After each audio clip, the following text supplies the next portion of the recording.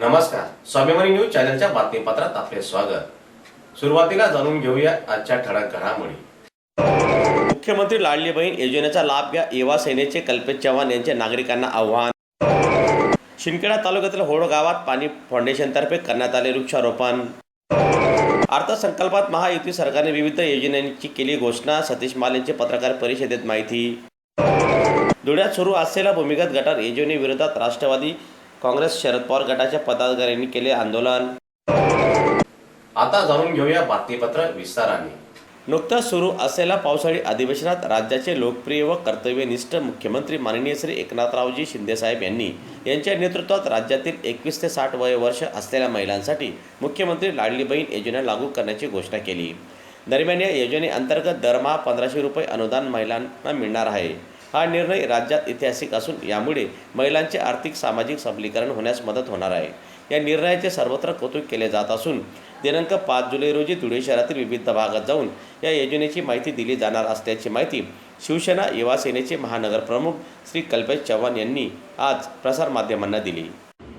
नमस्कार, मी कल्पेश चव्हाण, युवा सेना महानगर प्रमुख धुळे शहर। 2 दिवसापूर्वी राज्य शासनाने मुख्यमंत्री लाडकी बहीण योजना ही मंजूर केली असून त्यासाठी राज्य शासनाने 46,000 कोटी इतका निधी हा उपलब्ध केला आहे।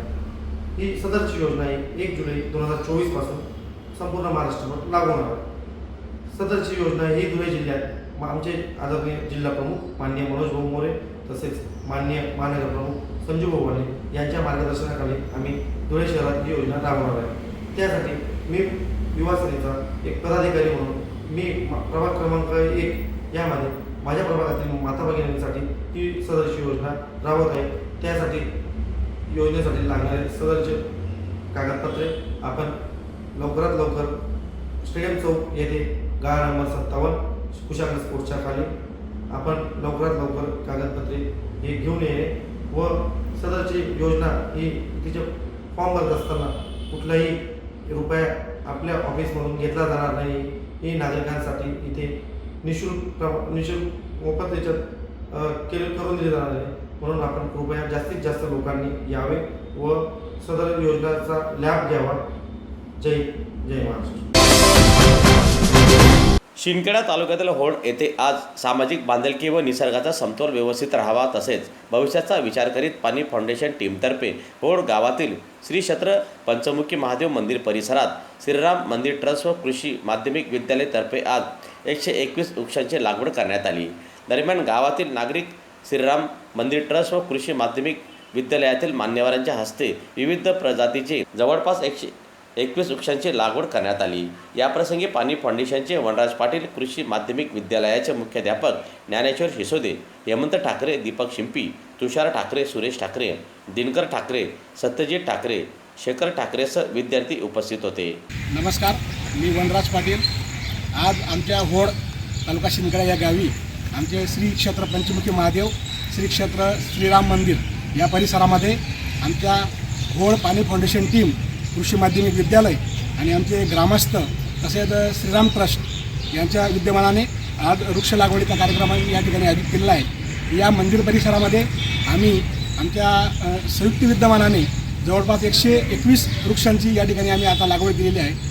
नुसते वृक्षांची लागवड केली नसून त्याचं संवर्धनाचे काम देखील आम्ही या ठिकाणी घेतलेलं आहे आणि या ठिकाणी आम्ही दरवर्षी वृक्ष लागवड करीत असतो आणि त्याचं संवर्धन देखील करीत असतो। मित्रांनो, आपल्याला माहितीच आहे दिवसेंदिवस जी निसर्गाची हानी होत आहे आणि जो काही असमतोल निर्माण झालेला आहे, म्हणून वृक्ष लागवड करणं ही काळाची गरज ठरलेली आहे। मग ते अतिवृष्टी असेल, बेमोसमी पाऊस असेल, कधी पाऊसही पडत नाही काही वर्षांना आणि म्हणून खूप मोठी निसर्गाची या ठिकाणी हानी झालेली आहे। म्हणून प्रत्येक नागरिकांनी आपलं कर्तव्य समजून किमान प्रत्येकाने एक झाड लावणं खूप गरजेचं आहे। म्हणून याचं आम्ही हे या विषयामध्ये आम्ही गांभीर्य घेतलं असून आमच्या सर्व टीमने या ठिकाणी वृक्ष लागवड केलेली आहे। महाराष्ट्र राज्याच्या अर्थसंकल्पात महायुती सरकारने विविध योजनांची घोषणा केली। दरम्यान मुख्यमंत्री लाडली बहीण योजना देखील जाहीर करण्यात आली। या योजनेसंदर्भातील सर्व कागदपत्रांची पूर्तता करण्यासाठी शिवसेनेतर्फे विशेष प्रतिनिधी देखील नियुक्त करण्यात आलेले आहेत। शिवाय लाभार्थ्यांच्या बँक खात्यात पैसे जमा होण्यापर्यंत मदत देखील नेमलेले प्रतिनिधी करणार आहेत। त्याचप्रमाणे घरगुती गॅस सिलेंडरची घोषणा देखील या अर्थसंकल्पात करण्यात आलेली असून प्रत्येक कुटुंबाला वर्षाला 3 घरगुती गॅस सिलेंडर मोफत देण्याचा निर्णय घेतलेला आहे।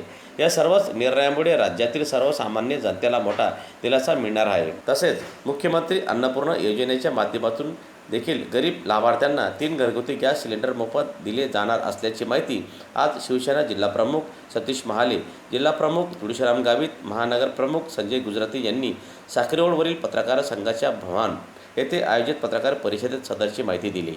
मोठ्या वावड्या होत होता आणि हा फक्त भूत थापा देणारा आणि जनतेला लोणारा अर्थसंकल्प आहे असे विरोधकांकडून नेहमी आरोप केले जातात। परंतु महाराष्ट्राची कर्तव्यदक्ष आणि काळजीवाहू मुख्यमंत्री आदरणीय एकनाथजी शिंदे साहेब यांच्या मार्गदर्शनाखाली तो अर्थसंकल्प सादर झाला होता।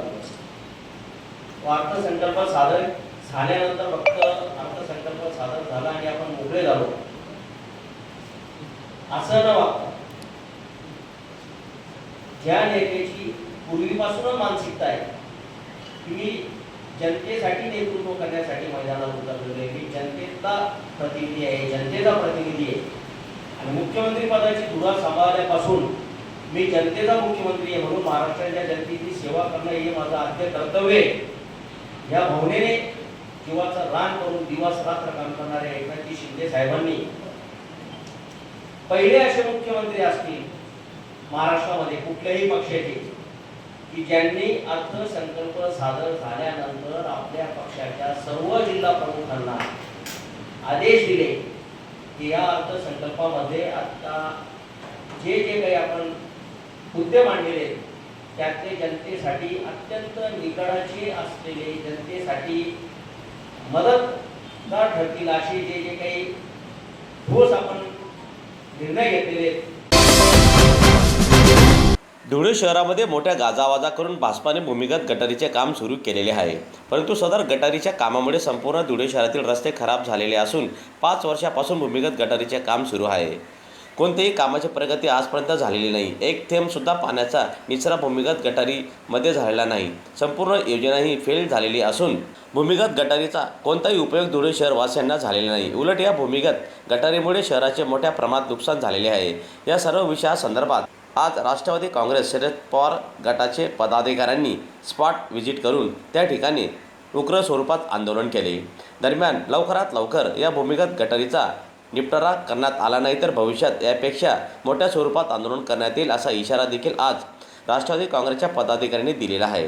दरम्यान आजचे हे आंदोलन राष्ट्रवादी काँग्रेस पक्षाचे महानगर जिल्हा प्रमुख रणजितराजे भोसले यांच्या नेतृत्वात करण्यात आलेले असून या आंदोलनात जोसेफ मलवारी, भोला वाघ, बेका नेरकर, राजेंद्र सोलंकी, नंदू एलमामी, राजू डोमाडे, डॉमिनिक मलबारी, रामेश्वर साबरे, राजू मशाल, अमित शेख, दत्तू पाटील, कैलास भाऊ, सोनू गुजर, राजेंद्र सोनवणे, ईश्वर जाधव, मंगलदास वाघ, जयश्री घेटे, आकाश बैसाने यांच्यासह राष्ट्रवादी शरदचंद्र पवार गटाचे पदाधिकारीसह महिला मोठ्या संख्येने या आंदोलनात सहभागी झाले होते। 5 वर्षापासून धुळे महानगरपालिका आणि भाजपाने भूमिगत गटारीच्या नावाने धुळे शहर वासिंचा छळ सुरू केलेला आहे। 5 वर्षापासून काम चालू आहे, पण कुठलाही फायदा या भूमिगत गटारीचा धुळेकर जनतेला झालेला नाही। 130 कोटी रुपये खर्च करून फक्त मलिदा खाण्याचं काम भाजपच्या पदाधिकाऱ्यांनी आणि महानगरपालिकेच्या पदाधिकाऱ्यांनी या ठिकाणी केलेलं आहे। आपण या ठिकाणी पाहतायत की देवपूर मधला हा रस्ता जो आहे गेल्या 4 वर्षापासून बंद करण्यात आलेला आहे। 4 वर्षामध्ये फक्त जवळपास 30 ते 35 मीटरचं काम या ठिकाणी झालेलं आहे। रस्ता बंद असल्यामुळे, रस्ता खराब असल्यामुळे जवळपास वेळोवेळी ऍक्सिडेंट आणि अपघाताचे प्रमाण वाढलंय। या भागामध्ये वर्षभरात जवळपास 4 नागरिकांना आपला जीव गमावा लागला आहे। याला फक्त भाजपा आणि मनपा प्रशासन जबाबदार आहे। म्हणून आज राष्ट्रवादी काँग्रेस पक्षाच्या वतीने आम्ही तीव्र स्वरूपाचं या ठिकाणी आंदोलन केले आहे की जर लवकरात लवकर हे काम पूर्ण केलं नाही तर भाजपच्या पदाधिकारी आणि महानगरपालिकेच्या पदाधिकाऱ्यांच्या घरासमोर जाऊन आम्ही या ठिकाणी आंदोलन करणार आहोत। याचबरोबर स्वाभिमानी न्यूज चॅनलचे बातमीपत्र संपले। पुन्हा भेटूया पुढील प्रसारणात। तोपर्यंत नमस्कार।